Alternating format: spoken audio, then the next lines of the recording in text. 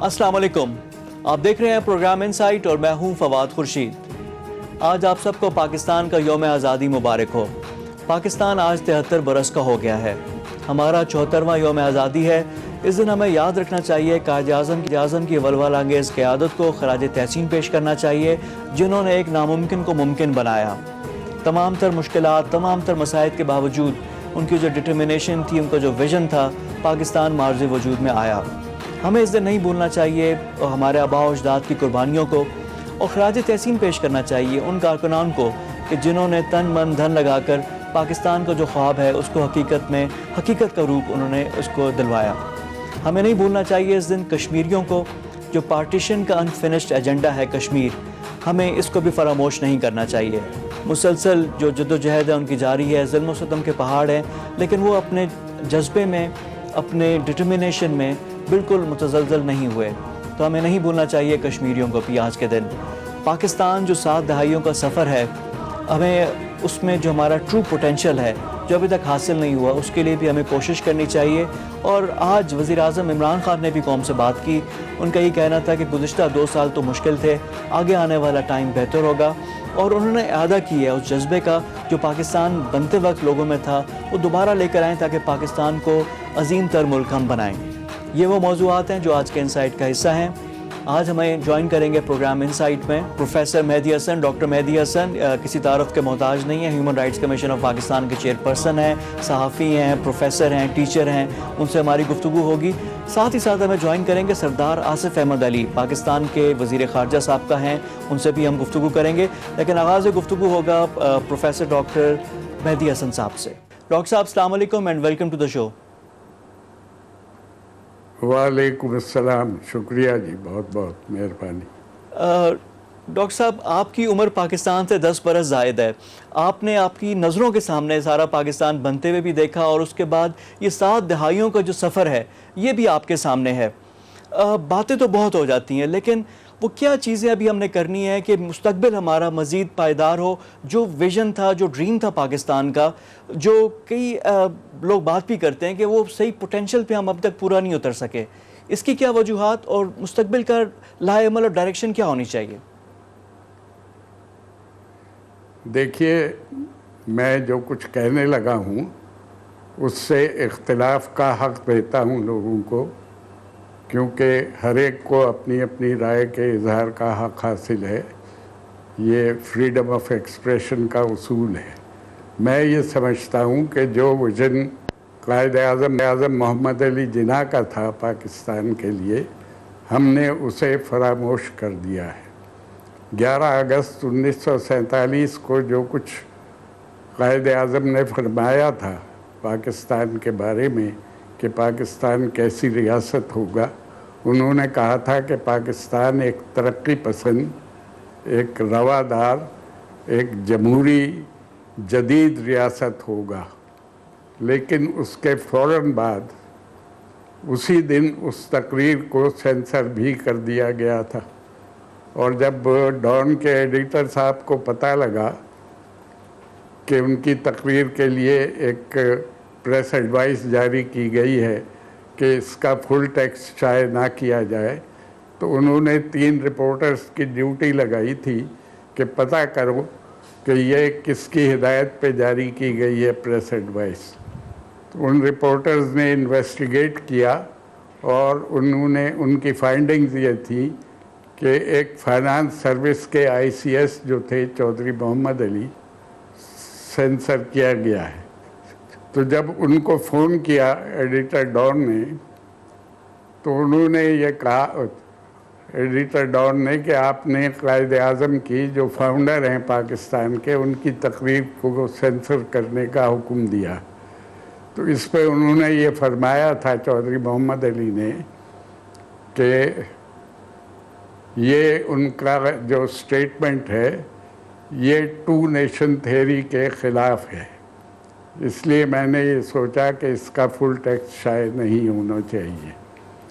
تو میرے 2 سوال ہیں بطور میڈیا پروفیسر کے اور پاکستان کی ہسٹری کے طالب علم کے طور پہ، کہ کیا کوئی ICS افسر یہ سمجھتا ہے کہ وہ ٹرو نیشن تھیوری کو، دو قومی نظریے کو، اس کے فاؤنڈر محمد علی جناح سے بہتر انٹرپریٹ کر سکتا ہے، کیونکہ قائد اعظم نے یہ فرمایا تھا اوپننگ سیریمنی پہ پاکستان کی کانسٹیٹیوئنٹ اسمبلی کی کہ پاکستان ایک جدید ماڈرن ڈیموکریٹک اسٹیٹ ہوگا جس میں مذہب کا کوئی کردار سیاست میں نہیں ہوگا.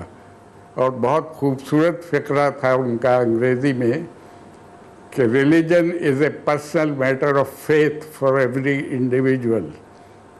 تو اس کو اگر ہم انٹرپریٹ کریں تو اس کا یہ مطلب ہے کہ مذہب جو ہے وہ ہر فرد کا، ہر شخص کا ذاتی مسئلہ ہے، اس میں کسی کو دخل دینے کا اختیار حاصل نہیں ہے، جس میں ریاست بھی شامل ہے.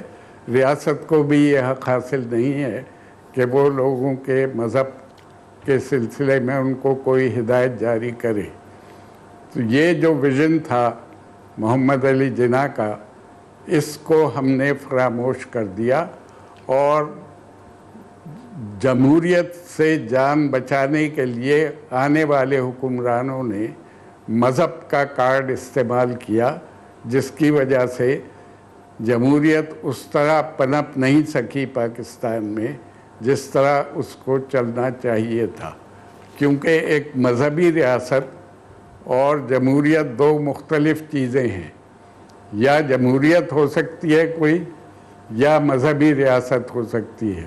کیونکہ اگر آپ کسی ریاست کو مذہبی ریاست بنا دیں گے تو اس میں جو ریاست کا مذہب ہے اس کے خلاف مذہب رکھنے والے، اعتقادات رکھنے والے آٹومیٹیکلی دوسرے درجے کے شہری بن جاتے ہیں، جو جمہوری اصول کے خلاف ہے. اچھا تو میں یہ سمجھتا ہوں کہ اچھا میں 1956 1962 کا جو آئین ہے اس کا ذکر میں کروں گا، کیونکہ اس میں یہ شروع میں چیزیں شامل نہیں تھیں، یہ بعد میں ہوا تھا. لیکن 1973 کا جو آئین تھا جو ایک جمہوری حکومت نے بنایا تھا، اس میں یہ چیزیں زیادہ ہوئیں. اس کے بعد جب بھٹو صاحب کی جب گورنمنٹ ختم ہو رہی تھی، انہوں نے جو اصلاحات کی، جو اسلامائزیشن ہے، یہ تو 80s میں زیادہ آئی. کانسیپٹ تو پہلے سے ہی تھا لیکن پریکٹیکلی تو یہ بعد میں آئی چیزیں. دیکھیے بات یہ ہے کہ جو چیزیں، جو تبدیلیاں آئیں پیپلز پارٹی کے دور میں، ذوالفقار علی بھٹو شہید کے دور میں، تو ہم نے پاکستان کو ایک مذہبی ریاست بنا دیا، جس کا ہمیں بہت سا نقصان بھی ہوا، خمیازہ بھی بھگتنا پڑا. اور کیونکہ اس وقت ہم، جبکہ میں بات کر رہا ہوں، امریکہ کے ہواری تھے، امریکہ کے ساتھ مل کے کام کر رہے تھے، تو اس کے سلسلے میں ہمیں مذہب کے حوالے سے جو سیاست اپنائی گئی، 74,000 لوگوں کو اپنی جان کی قربانی دینی پڑی. مذہب کے نام پہ 74,000 لوگ قتل ہوئے. تو یہ تمام چیزیں جو ہیں ہماری تاریخ کا حصہ ہیں. لیکن افسوس کی بات یہ ہے کہ ہمارے ہاں تاریخ کو تاریخ کے طور پہ نہ لکھا جاتا ہے، نہ پڑھایا جاتا ہے. ہم تاریخ کو اپنی خواہشات کے تابع رکھتے ہیں اور اپنی جو سوچ ہے ہماری، اس کے مطابق ہر آدمی تاریخ کو مولڈ کر لیتا ہے. میں بہت دفعہ کہہ چکا ہوں یہ کہ اگر آپ تاریخ کو سیدھا کر دیں تو پاکستان کے بیشتر مسائل جو ہیں ان کا حل مل جائے گا اور پاکستان کے حالات بہتر ہو سکتے ہیں اگر تاریخ کا مسخ شدہ کردار جو ہے اس کو ختم کر دیا جائے اور تاریخ کو تاریخ کے طور پہ پڑھایا جائے اور تاریخ کے طور پہ لکھا جائے. تو یہ تمام چیزیں ہماری سیاسی تاریخ کا حصہ ہیں. جی اس پہ تو آپ ناقد بھی رہے، ریپیٹڈلی آپ لکھتے بھی رہے ہیں. اب میں مستقبل کی بات آپ سے کرنا چاہ رہا ہوں کہ اب وے فارورڈ کیا ہونا چاہیے.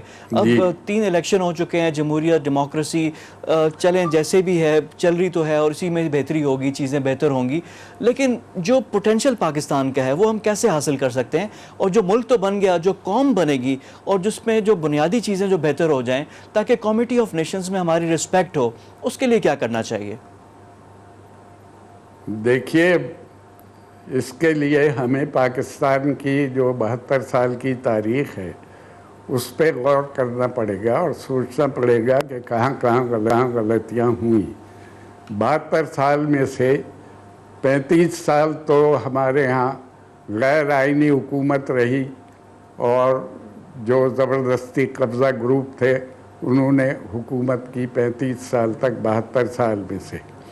اس کے بعد جو آئین بنایا گیا ایوب خان صاحب کے دور میں، اس میں آئین میں صدارتی نظام جو تھا وہ نافذ کر دیا گیا، جس کے خلاف قائد اعظم کی بہن نے مہم چلائی، الیکشن لڑا، اور قائد اعظم کی ہمشیرہ جو تھی محترمہ فاطمہ جناح وہ الیکشن ہار گئیں، کیونکہ اس نظام کے تحت الیکشن جو تھا وہ انڈائریکٹ الیکشن تھا، عام آدمی ووٹ نہیں دے سکتا تھا، صرف لوکل باڈیز کے ممبرز ووٹ دیتے تھے، اور اس کو اتنا پریشر ڈالا گیا ان پہ کہ قائد اعظم کی ہمشیرہ الیکشن ہار گئی۔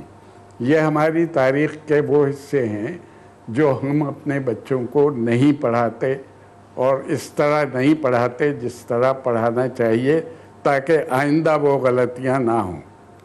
دوسری بات یہ ہے کہ جمہوریت صرف الیکشنز کا نام نہیں ہے۔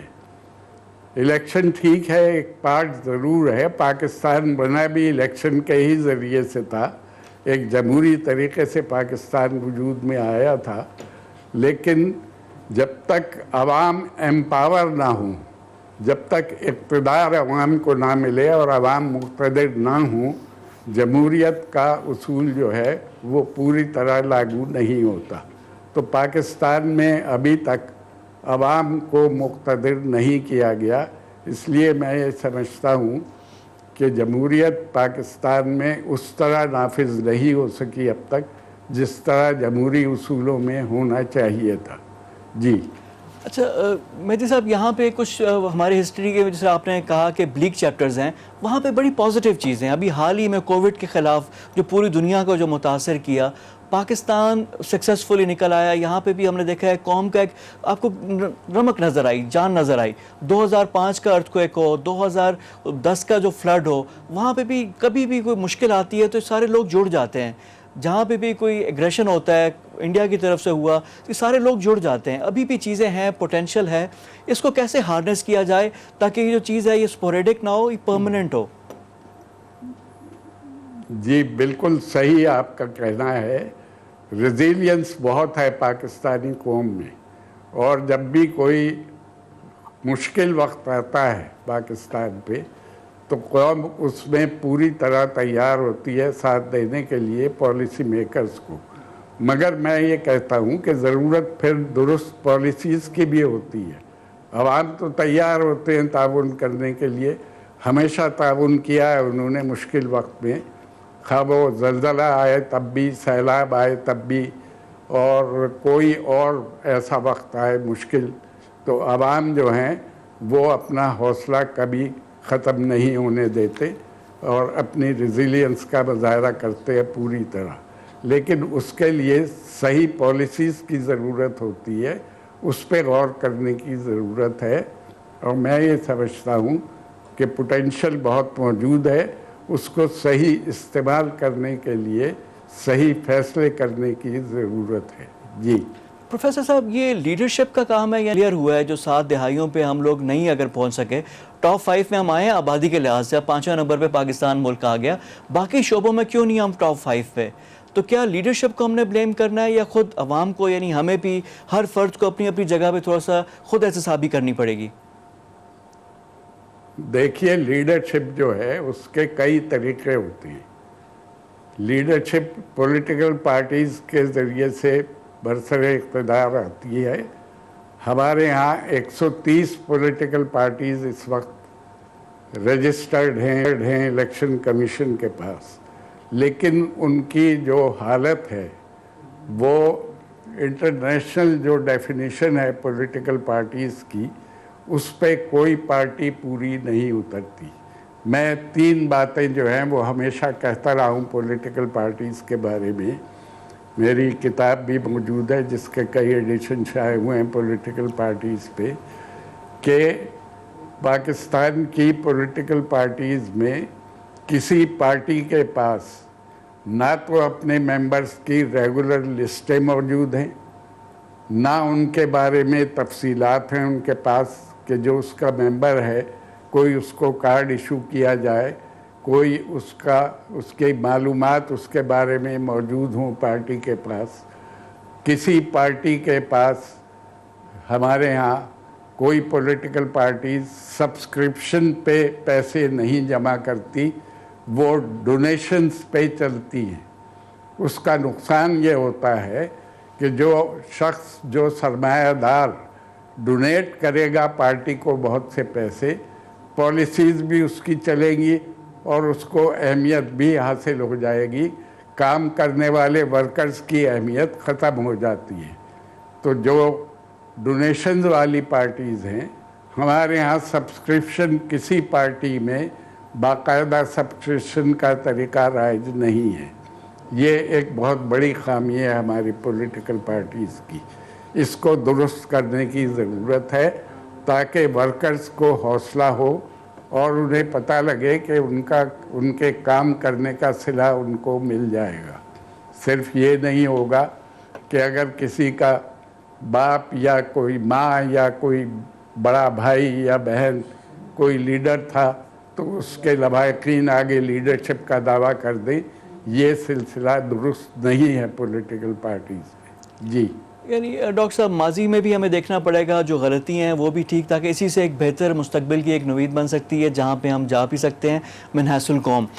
یہاں پہ ایک اور ایک انفنشڈ ایجنڈا آف پارٹیشن کی بات ہوتی ہے، کشمیر کی بات ہوتی ہے۔ انڈیا کی طرف سے جو ہندوتوا مودی سرکار کی جو پالیسیز ہیں، جو مسلمانوں کے ساتھ وہاں پہ ہو رہا ہے، تو اب تو لوگ قائد اعظم کو جو شروع میں جو ڈاؤٹر تھے، نئے سیئرز تھے، وہ بھی اب ماننے کے لیے تیار ہو گئے۔ اب کشمیر کے معاملے میں اب یہ 72 سال 73 سال سے مسلسل یہ جاری ہے۔ اب پاکستان بھی اگریسو ہو گیا، انڈیا کی طرف سے بھی اب گراؤنڈ رولز چینج ہو گئے ہیں۔ اب اس نئی ریالٹی میں کیا کوئی موقع ہے کہ اس چیز کو حل کیا جا سکے؟ دیکھیے، میرا خیال یہ ہے، یہ میں بہت دفعہ کہہ چکا ہوں اور کافی عرصے سے 15-20 سال سے کہہ رہا ہوں کہ یہ جو نعرہ ہے کشمیر بنے گا پاکستان، اس نعرے کے ذریعے سے ورلڈ پبلک اوپینین ہمارے حق میں نہیں ہو سکتی، کیونکہ دنیا کے ملکوں میں ٹیریٹوریل ڈسپیوٹس کو اہمیت نہیں دی جاتی۔ کشمیر کی آزادی کی بات کرنی چاہیے۔ Once Kashmir is an independent state, اس کے بعد ان کی مرضی ہے وہ پاکستان کے ساتھ ملنا چاہیں یا آزاد رہنا چاہیں۔ ہمیں کشمیر کی آزادی کی بات کرنی چاہیے۔ آزادی کی بات کریں گے تو ورلڈ پبلک اوپینین ہمارا ساتھ دے سکتی ہے۔ اگر ٹیریٹوریل ڈسپیوٹ کی بات کریں گے کہ کشمیر پاکستان کا حصہ ہے تو اس پہ ورلڈ پبلک اوپینین ہمارا ساتھ نہیں دے سکتی۔ یہ سوچنے کی بات ہے، اس پہ صحیح فیصلہ۔ یہ ٹھیک ہے کہ آپ کی خواہش ہے کہ کشمیر پاک کا حصہ بنے، لیکن پالیسیز کو ڈیسائیڈ کرتے وقت، نعرے ڈیسائیڈ کرتے وقت پولیٹیکل پارٹیز کے، ان میں یہ غور کرنا ہوتا ہے کہ ورلڈ پبلک اوپینین، عالمی رائے عامہ ہمارا ساتھ دے گی یا نہیں دے گی۔ ہم پچھلے 72 سال میں کشمیر کے سلسلے میں دنیا کے ملکوں کی رائے کو اپنے حق میں کرنے میں کامیاب نہیں ہو سکے۔ اس کے لیے جو پالیسیز درکار ہیں ہمیں وہ اپنانی پڑیں گی، اور میں سمجھتا ہوں کہ ہمیں کشمیر کی آزادی کی بات کرنی چاہیے، پاکستان کا حصہ بنانے کی بات نہیں کرنی چاہیے۔ جی ڈاکٹر مہدی صاحب، لاسٹ آپ سے سوال کہ آر یو ہوپ فل؟ آپ کے سامنے پورا سفر ہے، سب چیزیں ہیں، کیا آپ کو امید ہے کہ جو پوٹینشیل ہے پاکستان کا وہ ہم حاصل کر پائیں گے؟ دیکھیے، اس کے لیے یہ ایک پولیٹیکل پارٹیز کا سوال ہے، اور میں یہ سمجھتا ہوں کہ اگر پولیٹیکل پارٹیز اپنا کام مناسب طریقے سے کریں گی، اپنی خامیاں دور کر لیں گی، تو پاکستان کے عوام جو ہیں ان میں پوٹینشیل بہت ہے، ان میں ریزیلینس بہت ہے، ان میں حوصلہ بہت ہے، وہ ہر وقت تعاون کے لیے تیار رہتے ہیں۔ ان کو صحیح پالیسیز کی اور صحیح لیڈرشپ کی ضرورت ہے، اور لیڈرشپ اس وقت ملتی ہے جب پولیٹیکل پارٹیز صحیح خطوط پہ کام کر رہی ہوں اور درست فیصلے کر رہی ہوں. تو پولیٹیکل ڈیسیژنز جو ہیں وہ پولیٹیکل پارٹیز کو کرنے ہوتے ہیں. وہ میڈیا یا دانشور یا کوئی رائٹر یا کوئی مبصر بیٹھ کے نہیں کر سکتا. یہ فیصلے پولیٹیکل پارٹیز کی لیڈرشپ کے اور پولیٹیکل پارٹیز کو کرنے ہوتے ہیں. اس کے لیے پولیٹیکل پارٹیز کا اپنا سلسلہ جو ہے وہ درست ہونا ضروری ہے. اگر ان میں خامیاں ہوں گی تو وہ خامیاں ہمیں ملک کی پالیسیز میں بھی نظر آئیں گی. جی، یعنی آپ کا کہنے کا مقصد ہے کہ پولیٹیکل پارٹیز کی ذمہ داری سب سے زیادہ ہے کہ وہ خود بھی بہتر ہوں اور عوام کو ایک لیڈرشپ، ایک ماڈل پرووائڈ کریں، اور عوام میں پوٹینشیل ہے جو آپ کا کہنا ہے کہ جس سے وہ چیزیں ہم بہتر اور جو مستقبل ہمارا مزید درخشاں ہو سکتا ہے. جی، بہت شکریہ آپ کا. دیکھیے ملک جو ہے وہ پولیٹیکل پارٹیز چلاتی ہیں نا، ملک کو پولیٹیکل پارٹیز ہی چلاتی ہیں. اگر ان میں خامیاں ہوں گی تو وہ خامیاں ہر جگہ نظر آئیں گی. جی ہاں، جی ہاں. جی، بہت شکریہ. ٹائم کا بڑا اچھا لگا آپ سے گفتگو کر کے سر. ساری آپ سے تفصیل سے ہم نے بات بھی کی. ہمارے ساتھ موجود تھے پروفیسر ڈاکٹر مہدی حسن صاحب، ان سے گفتگو ہو رہی تھی، چیئر پرسن ہے human rights commission of Pakistan کے. بہت شکریہ آپ کے ٹائم کا. گفتگو کا سلسلہ جاری ہے لیکن یہاں پہ وقت ہوا ہے بریک کا. Stay with us. بریک کے بعد پروگرام میں دوبارہ خوش آمدید. اب پاکستان کے لیے ایک ریجن میں بھی ڈیولپمنٹس ہو رہی ہے جس کی کافی امپلیکیشنز پاکستان کے لیے بھی ہے. ری الائنمنٹ ہے، چائنا اور ایران کا قریب آنا وہ بھی اپنی جگہ پہ، لیکن ایک بہت بڑا بریک تھرو ڈونلڈ ٹرمپ نے جو ٹویٹ کیا جو ہوا ہے وہ متحدہ عرب امارات اور اسرائیل کے درمیان ایک امن معاہدہ ہوا ہے. اس کے کیا علاقے کے لیے، خطے کے لیے کیا ریپرکشنز ہیں، پاکستان کا بھی ابھی جواب آنا باقی ہے. فارن منسٹری اس پہ ڈیلیبریٹ کر رہی ہے. ان تمام ایشوز پہ گفتگو کرنے کے لیے ہمیں جوائن کر رہے ہیں پاکستان کے سابق وزیر خارجہ اور اب پی ٹی آئی کے سینئر رہنما سردار آصف احمد علی. ان سے ہم گفتگو کرتے ہیں. سردار صاحب السلام علیکم and welcome to the show. جی تھینک یو. وعلیکم السلام. سر بیفور میں آپ سے لوکل بات کروں، عمران خان کی بھی آج اسٹیٹمنٹ ہے کہ آگے آنے والا ٹائم بہتر ہے. جو بہت بڑی ڈیولپمنٹ ہوئی ہے یو اے ای اور اسرائیل کے درمیان، سر کیا یہ سرپرائز تھا اور اس کے کیا کانسیکوینسز اور ریپرکشنز کیا کیا ہو سکتے ہیں؟ یہ دیکھیں جی، یہ آج کی کوئی بات نہیں ہے. یہ پچھلے کئی سالوں سے یو اے ای اور اسرائیل کے رابطے بہت ہو رہے تھے اور بہت سی کانفرنسز میں یو اے ای میں اسرائیل کے ڈیلیگیٹس کو بلایا جاتا تھا اور یہ آنا جانا تو ان کا شروع ہو چکا تھا. پچھلے 2-3 سالوں سے ایک چل رہا ہے. اب یہ جو اس کے پیچھے جو محرکات ہیں، جو ریزنس ہیں، وہ میری سمجھ میں تو یہی آ رہا ہے کہ یہ پیچھے امریکہ کا ہاتھ ہے اور ان کا پریشر ہے، اور سعودی عرب کے ذریعے ان ممالک کو اسرائیل کے ساتھ تعلقات نارملائز کرنے میں استعمال کیا جا رہا ہے. سعودی عرب خود تو شاید نہ کرے کیونکہ وہ اسلامی دنیا میں بڑی ایک اہم ان کی پوزیشن ہے، کیونکہ ہمارے جو مقامات ہیں حرمین شریف وہ ادھر ہیں، تو اس لیے شاید وہ ڈرتے مارے خود نہ کریں. مگر انہوں نے جو سمجھا یہ جاتا ہے کہ ان کی سعودی عرب کی پالیسی انہیں کرنی پڑتی ہے.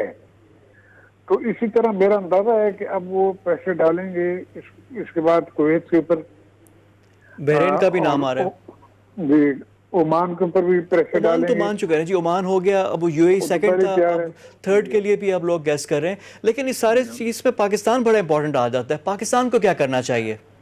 دیکھیں، ہمیں تو اپنی جو پوزیشن ہے، ہم نے یہ پوزیشن قائد اعظم نے سب سے پہلے اس کے بارے میں فرمایا تھا کہ ہماری کمٹمنٹ ہے کہ فلسطین کی ریاست بننی چاہیے، اور وہ ہم جب تک وہ نہیں بنتی اس وقت تک ہم ان کی سپورٹ جاری ساری رکھیں گے.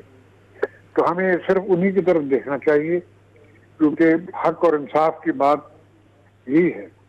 اب باقی مسئلے ہیں، تجارتیں ہیں، فائدے ہیں، اگر ہم ان چیزوں کے پیچھے چل پڑے تو پھر وہ ایک دن ہمیں کہا جائے گا کہ کشمیر کا معاملہ بھی کمپرومائز کر لیں، بات آئے گا ہی ہو جائے گی.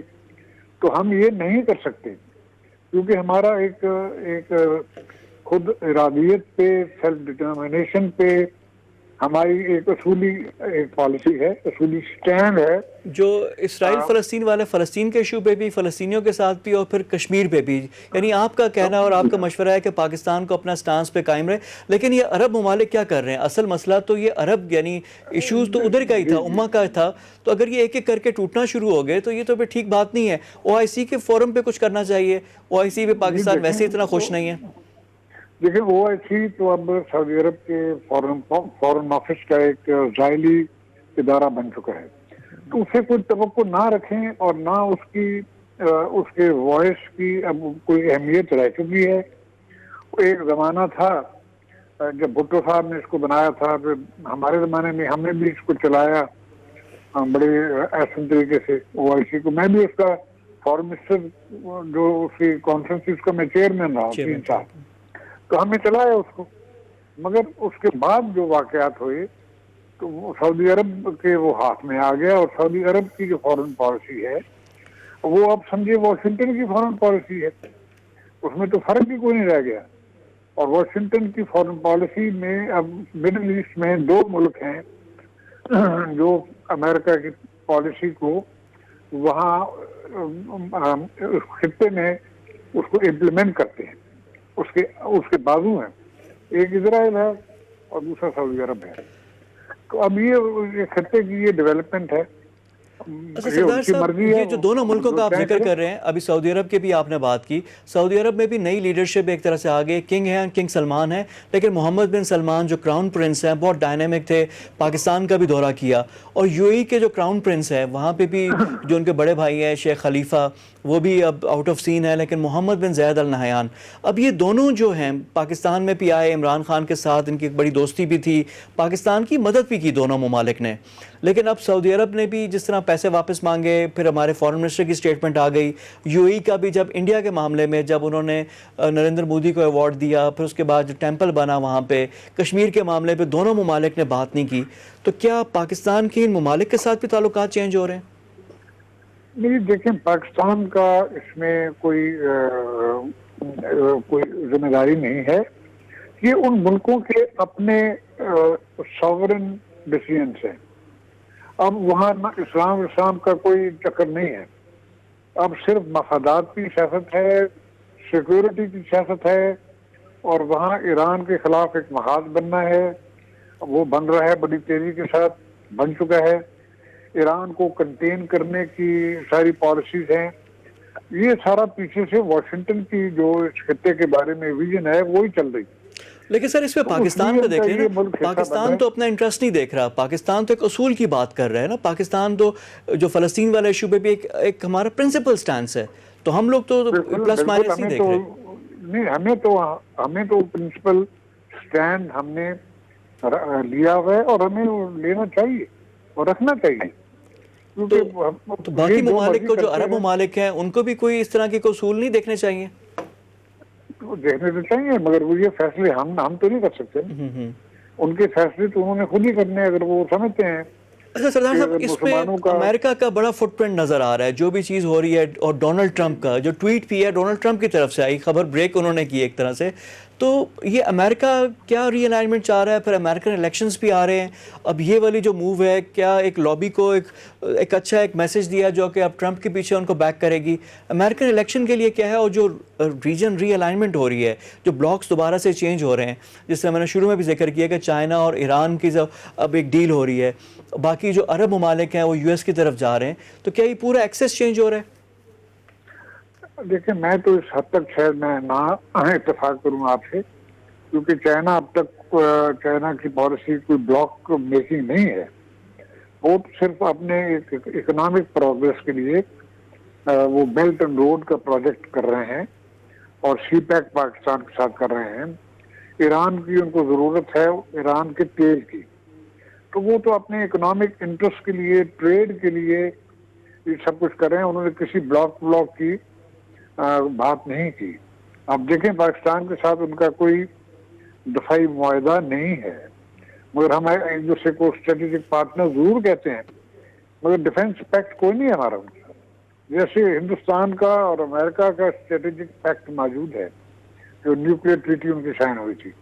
تو مڈل ایسٹ میں یہی ہو رہا ہے کہ امریکہ اب چاہتا ہے کہ ایران کے خلاف ایک بہت بڑا محاذ تیار کیا جائے اور اس محاذ میں عربوں کو اور اسرائیلیوں کو اکٹھا کیا جائے.